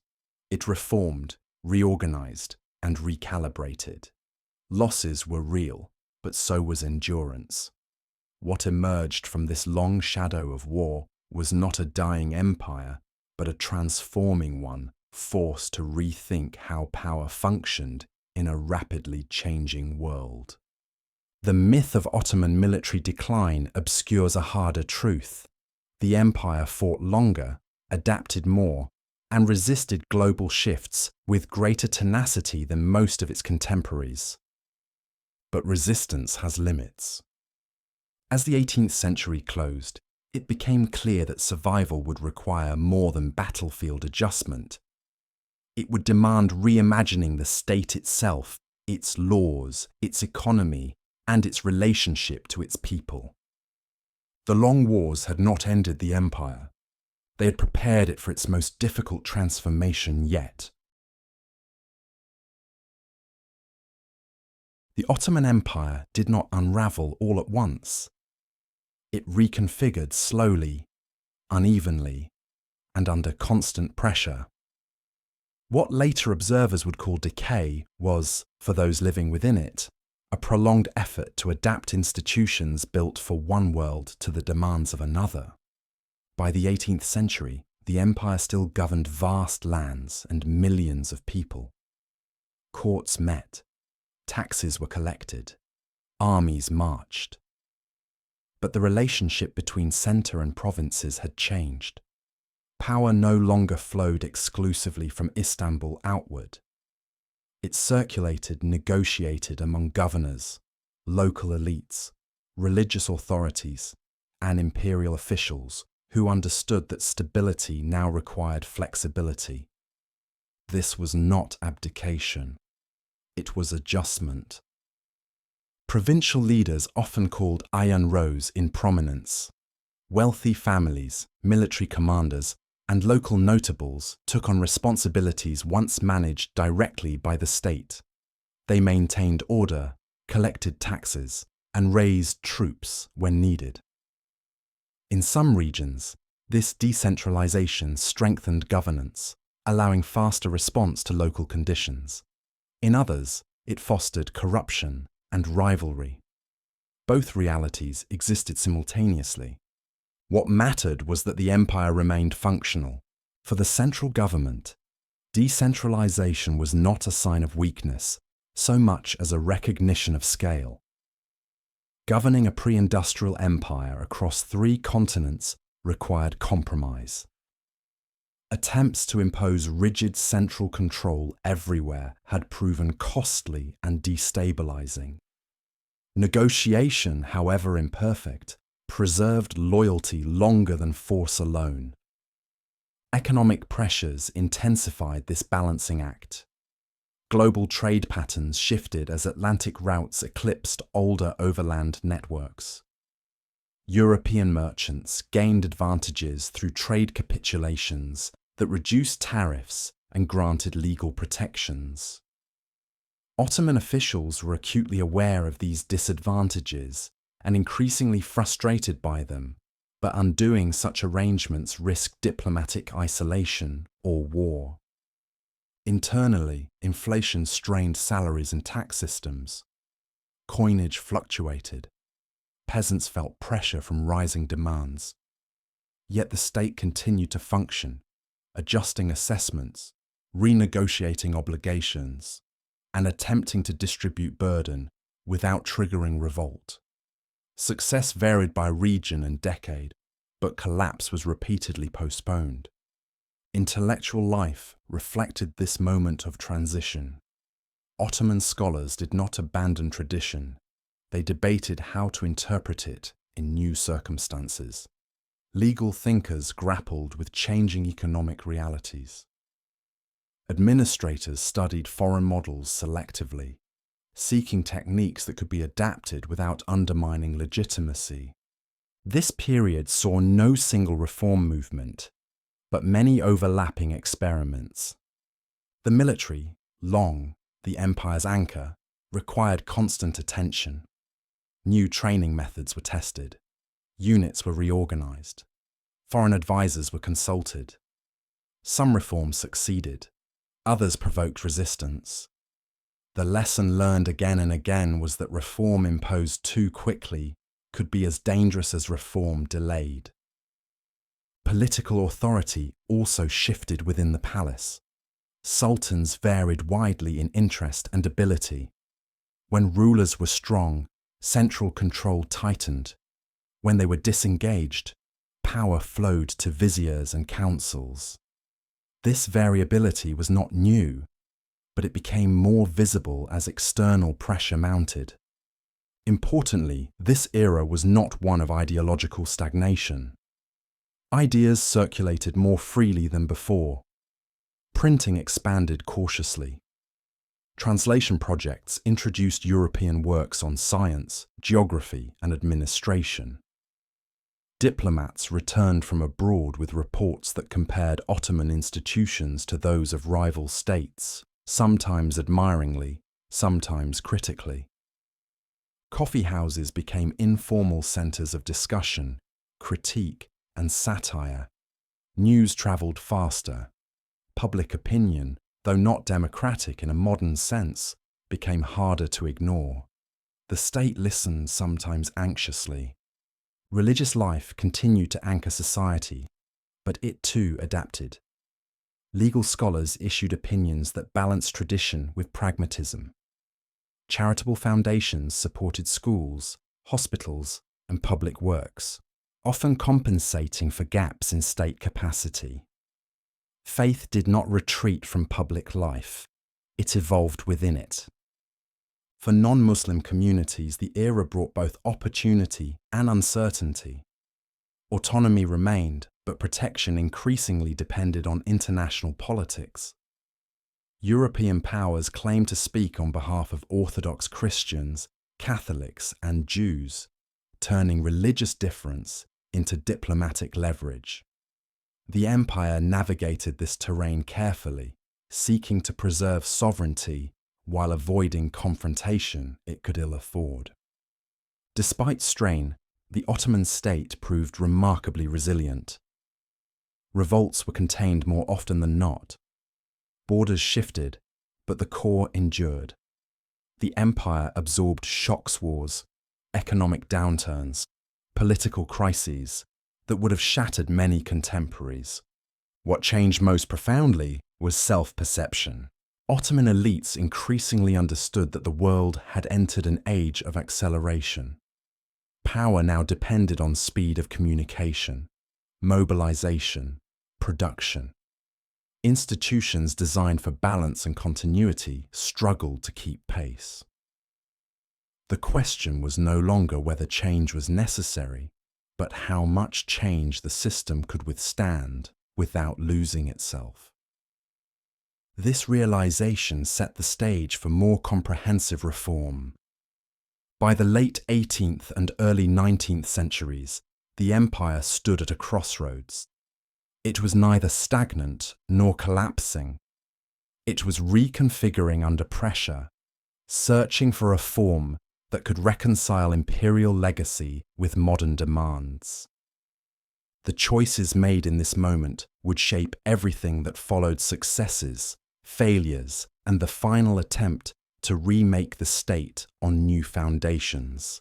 The Ottoman Empire had survived transformation before. Now it faced the most difficult transformation of all, redefining what it meant to rule in a world that no longer waited. The 19th century did not arrive quietly. It came with new ideas carried on printed pages, whispered in taverns, taught in foreign schools, and sharpened by resentment. For the Ottoman Empire, this was an age when enemies no longer came only from beyond the borders. They rose from within. For centuries, the empire had ruled through balanced faith communities, local customs, and imperial authority woven together into a single framework. But now, a different force spread across Europe and into Ottoman lands: nationalism. People began to imagine themselves not merely as subjects of a ruler, but as members of nations defined by language, culture, and shared pasts. The old order struggled to contain this new idea. In the Balkans, the first sparks ignited. Greek intellectuals, inspired by Enlightenment thought and memories of ancient glory, began to dream of independence. Secret societies formed, songs and poems circulated. In 1821, revolt erupted. The Greek War of Independence shocked the empire. What began as rebellion escalated into a brutal struggle marked by massacres, reprisals, and foreign intervention. European powers, sympathetic to the Greek cause and eager to weaken Ottoman control, intervened diplomatically and militarily. By 1830, Greece emerged as an independent state, the first major province to break away. The precedent was devastating. Across the Balkans, others took notice. Serbian uprisings followed. Romanian principalities asserted autonomy. Bulgarian national identity hardened. Each movement blended cultural revival with political ambition, turning history into a weapon against imperial authority. The Ottomans responded with a mixture of reform and repression. Troops were dispatched, concessions were offered, autonomy replaced direct rule in some regions. But each compromise chipped away at the empire's cohesion, transforming a once unified realm into a patchwork of exceptions. Meanwhile, pressure mounted from the great powers of Europe. Russia positioned itself as protector of Orthodox Christians. Britain and France maneuvered for influence and trade. The Ottoman Empire became known as the sick man of Europe, not because it was weak, but because others waited impatiently for it to collapse. War followed war. The Crimean War temporarily aligned the Ottomans with Britain and France against Russian expansion, preserving imperial territory, but exposing deep military and financial weaknesses. Foreign loans flooded in. So did debt. Internally, reforms accelerated. New laws promised equality among subjects, regardless of religion. Central authority attempted to modernize taxation, education, and administration. These changes, though necessary, disrupted traditional power structures and provoked backlash from conservatives and elites alike. In some provinces, reform came too late. Egypt, under the ambitious leadership of Muhammad Ali of Egypt, became a state within a state. His modernized army challenged Ottoman authority directly, nearly toppling the Sultan himself. Only European intervention preserved Istanbul's supremacy at the cost of further sovereignty. Elsewhere, rebellion flared repeatedly, in Bosnia, in Bulgaria, in Armenia. Each uprising drew international attention, humanitarian outrage, and diplomatic pressure. The empire found itself fighting not only insurgents, but narrative stories told in foreign capitals that portrayed Ottoman rule as backward and cruel, regardless of local complexity. For ordinary people, this era was one of uncertainty and fear. Villages were caught between imperial troops and rebel forces. Families were displaced. Trade routes broke down. Identity, once fluid, hardened into lines that separated neighbour from neighbour. The state responded by tightening control where possible. Censorship increased. Surveillance expanded. Loyalty was demanded. Yet loyalty was harder to secure when the promise of nationhood beckoned. By the late 19th century, the empire had lost much of the Balkans. Its European territories, once the heart of expansion, shrank dramatically. What remained was increasingly focused on Anatolia and the Arab provinces, where new currents of identity were also stirring. In the capital, debates grew sharper. Some believed the empire could survive only by becoming a modern nation-state.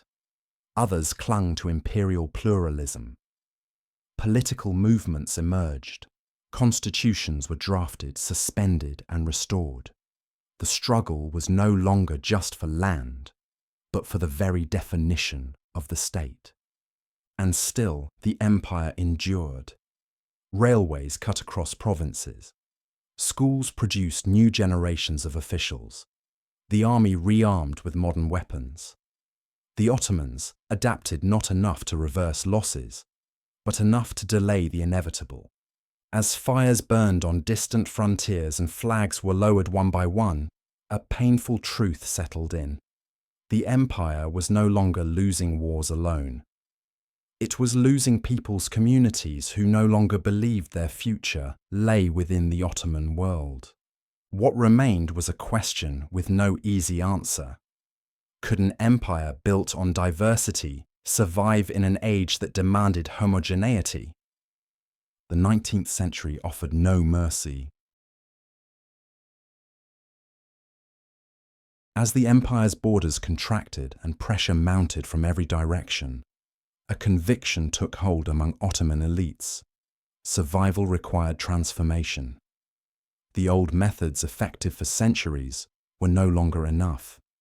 Canons had changed. Economies had changed. Ideas had changed. And so, in the 19th century, the Ottoman Empire embarked on its most ambitious experiment, yet the attempt to remake itself without losing its soul. This era of reform became known as the Tanzimat, meaning reorganization. It was not a single policy, but a sweeping vision to centralize authority, modernize institutions, and redefine the relationship between state and subject. The reforms were announced not quietly, but ceremonially. In 1839, beneath the trees of the Gülhane Park, imperial officials read the Gülhane Edict aloud to a gathered crowd. It promised security of life, honour and property, fair taxation, and equal treatment under the law.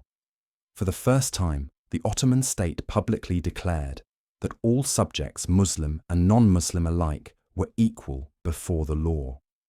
The announcement echoed across the empire. To reformers, it was a declaration of renewal. To conservatives, a dangerous break with tradition.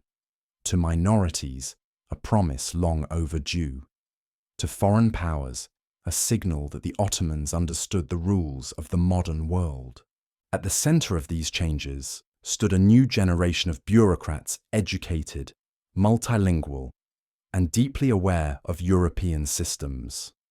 Men like Mustafa Reshid Pasha believed that law, not personality, must anchor the state. They drafted new legal codes inspired by European models, reorganized ministries, and expanded civil service examinations to reward competence over patronage.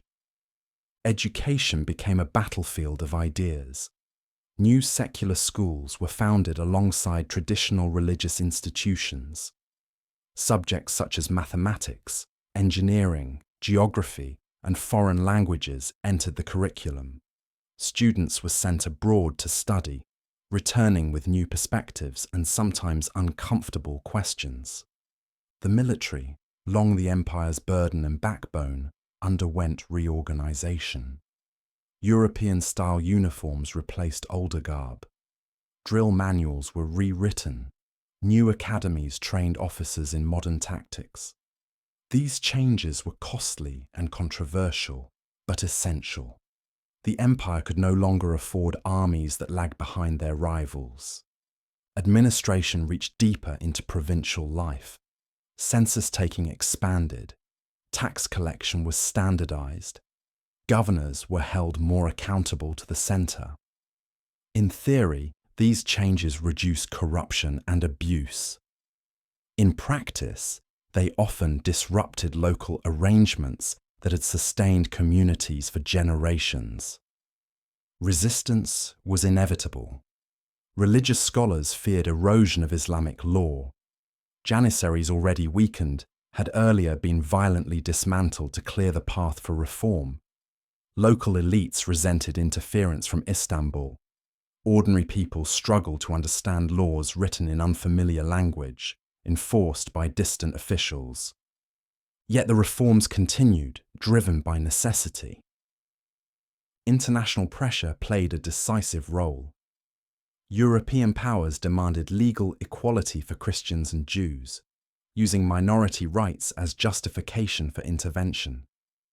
In response, the Ottomans issued further decrees, expanding civil rights and legal protections. Each concession aimed to preserve sovereignty, but also narrowed the state's freedom to define itself. Economically, reform proved especially difficult. Railways were built, telegraph lines connected cities, ports modernized. But much of this development was financed through foreign loans. Debt mounted, revenues lagged. By the late 19th century, Ottoman finances were increasingly supervised by international creditors, limiting economic independence. Still, change reshaped daily life. In cities, newspapers circulated new ideas, coffeehouses buzzed with debate. Concepts like citizenship, constitution, and rights entered common speech. A new urban middle class emerged: officials, merchants, professionals, whose loyalties were no longer automatic, but conditional. In 1876, reform reached its boldest moment with the proclamation of the first Ottoman constitution. A parliament convened. The empire briefly reimagined itself as a constitutional monarchy, blending imperial tradition with representative governance. The experiment was short-lived. Political instability, war, and opposition led to the suspension of parliament. Authority re-centralized under the Sultan, revealing the limits of reform without consensus. Yet the idea could not be erased. Once imagined, a different future lingered. Beyond Istanbul, the Tanzimat unfolded unevenly. Some provinces embraced modernization. Others resisted fiercely. In Arab lands, new schools and administrations fostered both loyalty and new forms of identity. In Anatolia, reform cut deepest, reshaping the heartland that would one day inherit the empire's legacy. By the turn of the 20th century, the Ottoman Empire was transformed, but not saved. It had modern ministries, railways, and schools. It spoke the language of law and reform. Yet it was still beset by nationalism, foreign pressure, and internal division. Reform had strengthened the state, but also awakened forces it could no longer fully control. For the generation that lived through it, the Tanzimat was exhausting and exhilarating, hopeful and heartbreaking. It promised renewal, but delivered uncertainty. It delayed collapse, but could not reverse history's tide. As gas lamps flickered along Istanbul's streets and trains whistled through once isolated valleys, the empire stood neither old nor new, but suspended between worlds. One final trial remained. The final years of the Ottoman Empire unfolded not with silence, but with urgency. Crowded streets, whispered conspiracies, marching soldiers, and a world racing toward catastrophe. By the early 20th century, the empire was exhausted but alert, wounded yet restless.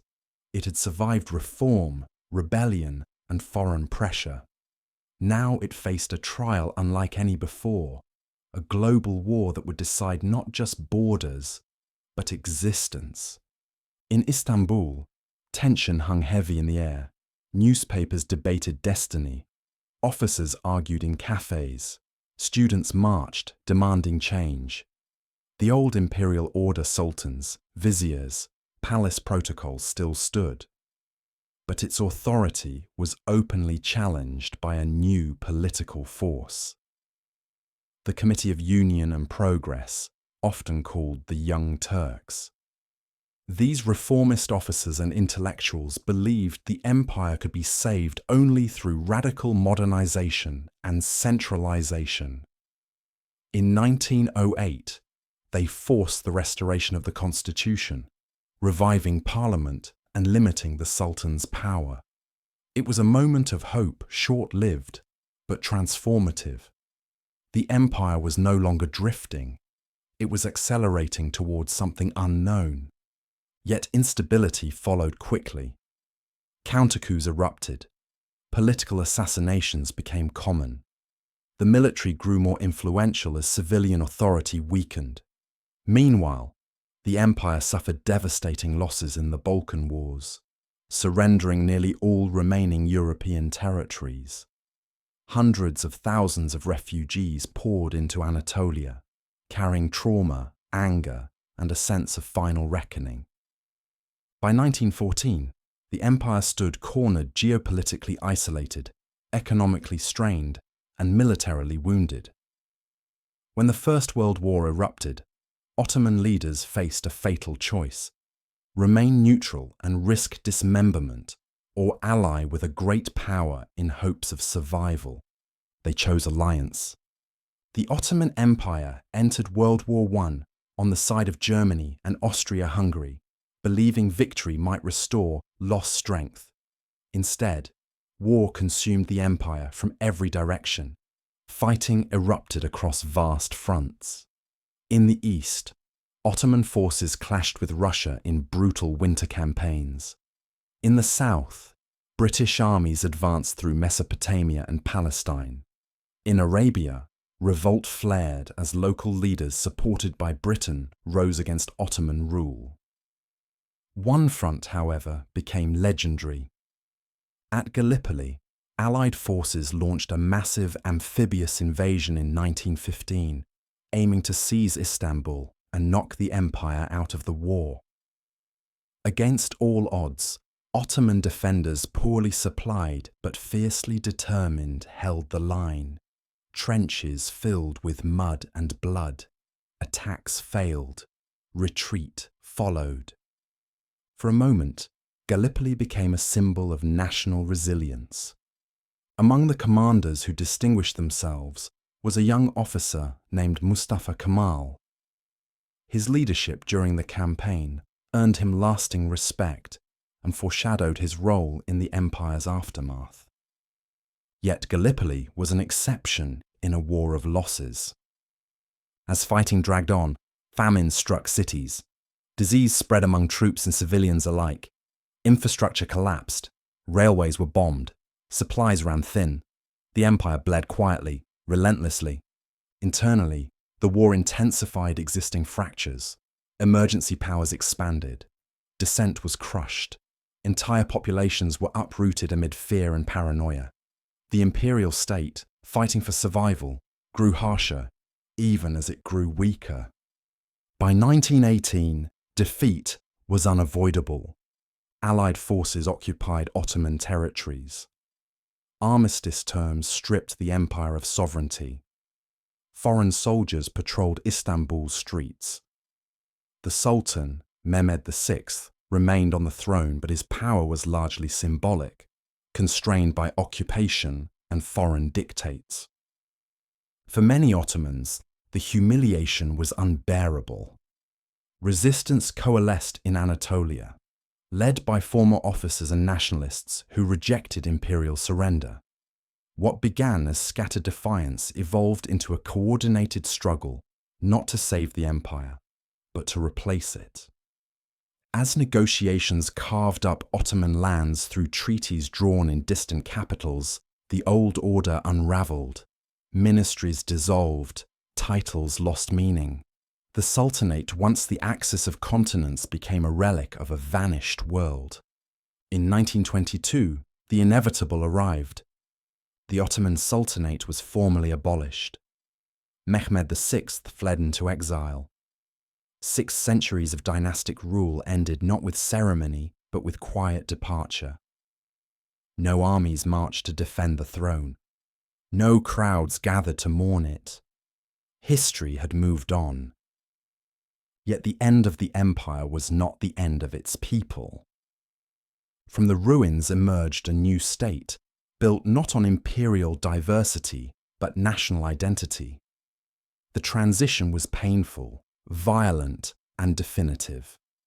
The Ottoman Empire, adaptive, vast, and enduring, gave way to a modern republic shaped by the lessons of its long survival and final collapse. As the sun set over the Bosporus, minarets still stood. Streets still bustled. Life continued where empire had ended. The twilight had passed. Empires end, but they rarely disappear. They dissolve into habits, laws, borders, buildings, and memories quietly shaping the world long after their flags are lowered. When the Ottoman Empire formally ended in 1922, it did not vanish into history. It settled into it. In the days following the abolition of the Sultanate, Istanbul was subdued rather than chaotic. There were no great fires, no mass uprisings, no final battles. Minarets still cast their shadows across courtyards. Ferries still crossed the Bosporus. Life continued because for ordinary people, history does not pause when empires fall. The new centre of power had shifted inland to Ankara, where a revolutionary government under Mustafa Kemal Ataturk was building something unprecedented from imperial ruins, a modern nation-state. In 1923, the Republic of Turkey was proclaimed, severing ties not only with the Ottoman dynasty, but with the imperial identity itself. Caliphate, Sultanate, imperial court, all were abolished. The transition was deliberate and radical. Ottoman symbols, once sources of unity, were reinterpreted as obstacles to progress. The new republic embraced secular law, Latin script, modern education, and centralized nationalism. Where the empire had ruled diversity, the republic emphasized cohesion. Where Ottomans balanced tradition and pragmatism, the republic chose transformation at speed. Yet even as institutions vanished, the Ottoman past remained embedded everywhere. The legal codes of the empire shaped early republican administration. Roads, bridges and cities built centuries earlier continued to function. Mosques commissioned by long-dead sultans still anchored neighborhoods. Words, customs, foods, music all carried Ottoman fingerprints. Beyond Turkey's borders, the empire's legacy spread even wider. From the Balkans to the Middle East, new nations emerged from former Ottoman provinces. Borders drawn by treaties and foreign powers often ignored the complex social fabric the empire had once managed. In many places, the absence of Ottoman administration created vacuums filled by colonial rule, authoritarian states, or prolonged instability. In cities like Sarajevo, Damascus, Jerusalem, Cairo, and Baghdad, Ottoman architecture still defines skylines. Administrative divisions trace imperial logic. Legal traditions echo Ottoman precedents. Even conflicts of the modern era often follow fault lines first negotiated or frozen under Ottoman governance. Historians continue to debate the empire's meaning. Some remember it as oppressive, others as tolerant. In truth, it was both capable of coexistence and coercion, stability and stagnation. It ruled for over 6 centuries, not because it was perfect, but because it adapted better than its rivals for longer than most. The Ottomans mastered a rare skill: governing difference. They ruled Muslims, Christians, and Jews, nomads and city dwellers, Turks, Arabs, Greeks, Armenians, Slavs, Kurds, and many others. Their system was not modern equality, but it was functional pluralism in a pre-national world. When nationalism arrived, that system could not survive unchanged. And yet, the question lingers: what might have replaced it more gently? For Turkey, reckoning with the Ottoman past has been complex. At times rejected, at times reclaimed, the empire's memory has shifted with politics and generations. Today, it is studied, debated, dramatized, and reinterpreted, no longer a living state, but not a dead one either. For descendants of former subjects, the legacy is equally layered. Some see loss, others continuity, many see both. The Ottoman Empire is not simply history, it is ancestry, architecture, and identity. Perhaps this is the final lesson of its long story. Empires built on force collapse when force fails. Empires built on systems collapse when systems ossify. But empires built on human lives, on daily routines, shared spaces, and negotiated coexistence never fully disappear. They leave behind patterns that shape the future in ways their founders could never predict. As night falls over Istanbul, the city that once embodied imperial ambition and now lives as a modern metropolis, the Bosporus still glimmers under passing lights. Ferries cross the same waters where Ottoman galleys once sailed. Prayers rise from mosques built by sultans, whose names are now chapters in books. The empire is gone, but its echoes remain in stone and story, in borders and beliefs, in the quiet persistence of a world once held together by a dynasty that ruled longer than most nations have existed. History moves forward, but it never forgets where it has been.